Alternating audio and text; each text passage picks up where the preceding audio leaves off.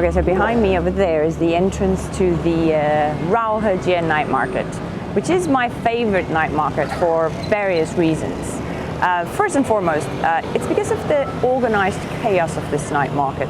And it's not like other night markets where there's like a bunch of alleys and streets that you walk and can get lost in. This is actually just one little street. I think it's about 600 meters long, and there's little stalls on both sides of the road, and then in the middle of the road there's lots of stalls as well. But basically you just walk up one side. It goes east to west, so this is the eastern entrance.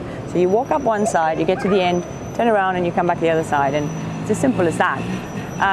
In addition, this market is quite famous for lots of different kind of food. I mean, you can go online and have a look. There's lots of people posting like my top 10 favorite foods in Raohe and stuff like that. I'll just be honest and come out and say right away that I am not an adventurous eater. So trying to introduce any kind of top 10 with regards to food is really going to be a waste of your time and mine as well. So I'm not even going to try and do that.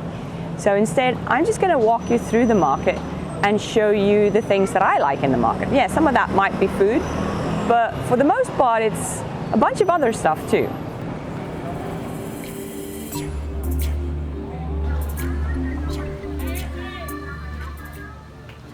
Before we go in, there's a few quick things that I want to clarify. First of all is with regards to driving a car here. It's a bit difficult to park here. I would recommend you to try and look for street parking on the road just north of the market, which is a little road that runs parallel to the river.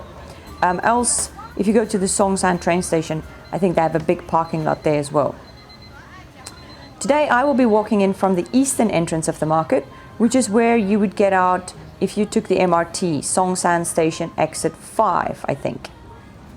The market has a general flow of people, and people usually walk in from the east side to the west, and then they turn around and then they come back on the south side of the road, in other words, west to east. Now, the reason why I want to clarify that, also the fact that the road has a northern side and a southern side, is because it's easy to forget or not remember where you saw certain things because there's so many things in this market. So to point out specific points, I'm also going to use the actual road numbers as direction markers. Well, provided the stalls don't move, which they very well might, but let's assume that the stalls all stay where they are. Then it will be relatively easy to find because I'll give you the road marker of that place. And I will also be saying whether it's north or south. So if it's north, you know that it's the numbers on the one side of the road. If it's south, it's the numbers on the bottom side of the road as you walk in. Before you even go into the market on that east entrance, I would highly recommend that you have a quick look at the Cheo Temple, which is that temple that you pass before you go into the market. This is the first time I've actually been in this temple today, and I have to say it's just spectacular. Luckily, I found a blog written by a fellow called Josh Ellis, and he's got a bunch of information about lots of temples. You should really check out his blog online. And because of that and some other information I found online, I've decided to do a video on this temple today as well. So have a quick look at that before you go into the temple. It's definitely worth a visit. So right at the entrance, the east entrance, on the right side of the road, that would be the north side. There's a very cool phone accessory store shop there. So I usually buy a new phone case every time I come here, which is only like once every 6 months or so. And today I bought a clear phone case with a gold trim. I also bought a little kitty gold ring holder that you put on the back of the phone, and the total was 550 Taiwan dollars for both. Don't be hasty though. I mean, if you don't see anything at this shop that you like, there are plenty of stores similar to this one inside the market. One important note for our vegan friends, brace yourself. This market is unfortunately not really vegan friendly. All throughout this market, you're going to find lots of vendors that sell fresh fruit and fresh fruit juice. You need to stay hydrated, so I would recommend that you grab a nice juice or water or something as soon as you enter the market, and then towards the end, grab yourself another nice big juice or something. So the first actual shop I want to show you is at the street number 225. I'll call it North 225 so you know which side it is. And this is actually a shoe store. This store has been here for quite a long time, and when it comes to shoes, I am yet to find better value for money anywhere in Taiwan. Most of the shoes outside are only about 190 NT dollars, which is about 6 or 7 US dollars, and the shoes inside the store go up to about $390, which is roughly only about 13 US dollars. Around the number 145, North 145, there is a street vendor selling candy-coated strawberries and candy-coated tomatoes. Yes, I know it sounds weird. These things are super weird, but super sweet, but they are really good. And if you haven't tried the candy-coated tomatoes, then do yourself a favor and give it a try at least once. I tried it, I really liked it, but I still prefer the strawberries. Be aware though, this vendor gives you only one small little napkin, which is kind of the theme actually in this market. All the vendors give you just one small little napkin. And this particular thing, this candy-coated strawberries, get really sticky and messy. So you might want to consider bringing your own pack of wet wipes when you come and visit this market. So like I said, the candy-coated strawberry stall is around North 145. And next to that, in the middle of the road, it actually goes across the road, both sides, is a huge hair accessory stall.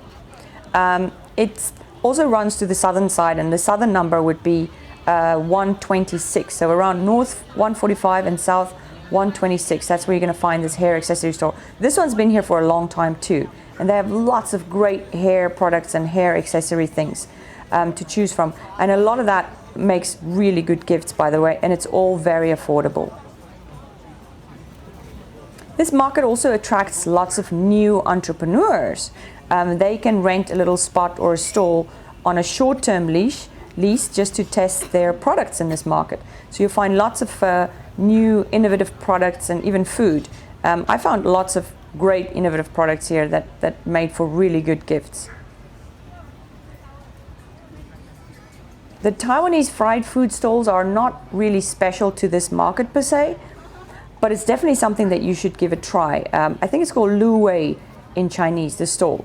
And basically what you do is you grab a basket or a bowl, and then you pick out what you want, put it in your bowl or your basket, and then you give it to the vendor and they'll fry it up and they'll add some spices and garlic and whatever. It's actually really good. I like these because even if you're not an adventurous eater, or if you are an adventurous eater, you can sort of pick what you want. So you can pick out, any Taiwanese delicacies that you want to try that you may not have tried. I, on the other hand, would go for just something really boring like beans, broccoli, and mushrooms, but it's still really good and a bit more nutrition maybe than, just eating a piece of fried chicken. So around North 103, you're going to find a little cosmetic shop. They have all kinds of cool stuff here. Perfume, they have nail polish, they have other nail products, they have makeup, they have eyelash extension things, they have hair products. I mean, you name it, they have it. It's a really small little store, but it's packed full of fun stuff.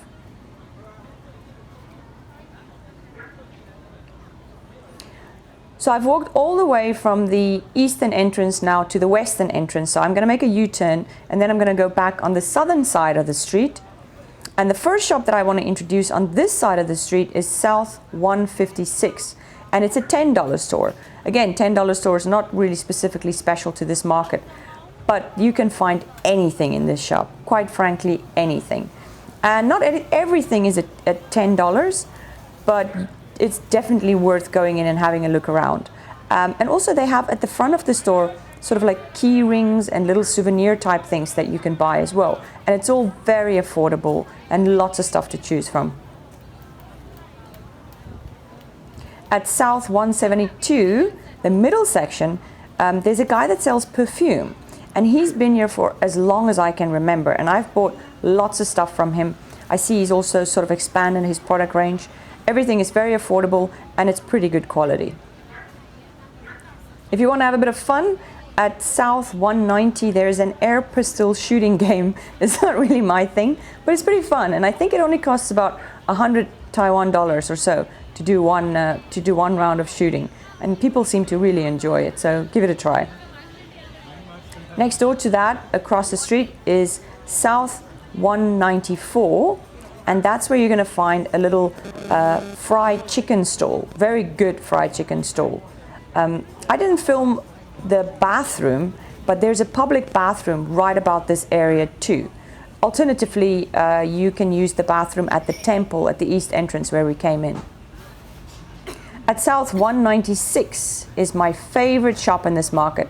It's a little Buddhist trinket and souvenir shop, and they sell so many cool things. I've been trying to get the owner to do a video with me to introduce everything, but every time I come here, he's just left.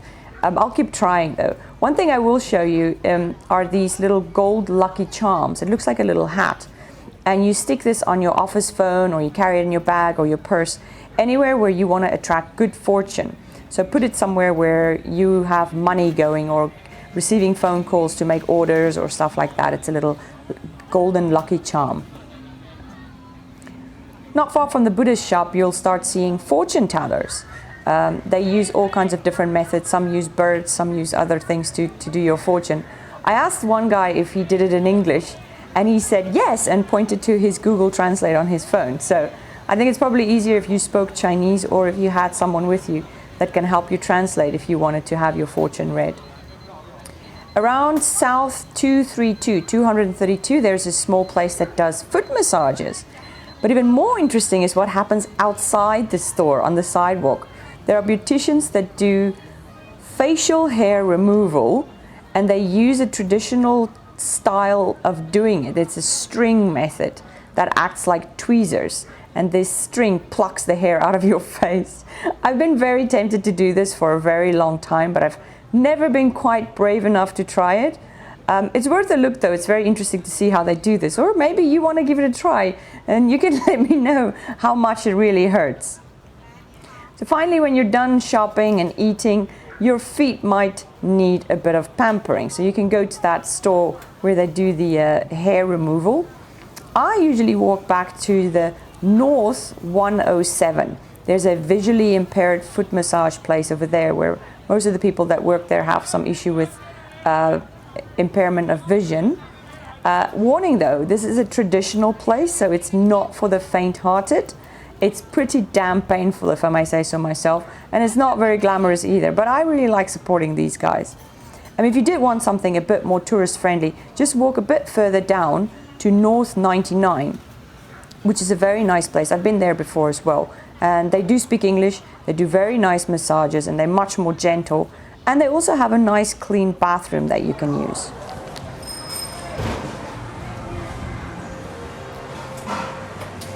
I think officially this market closes at 1. As you can see, most people are packing up and there's garbage everywhere. It's just past midnight now, but it is Monday, so I think weekends will be different. They start at 5, I think, or they start setting up at 5. I think if you come around 6 or 7, that'll be a good time, and then you'll get all the food stalls, but of course everybody else will be here as well, so it'll be a very busy time. And then I would say between 10 and 11 it dies down a little bit, but again, people might come for some snacks. It's a pretty busy market the whole time. The whole time that it's open, it will be pretty busy. But I would just plan a whole evening here, to be honest. Come at 6, have some food. You can sit down at a place and have some food, or you could just walk around and snack as you go. And then, plan to leave here around 11 or so after you've had your foot massage.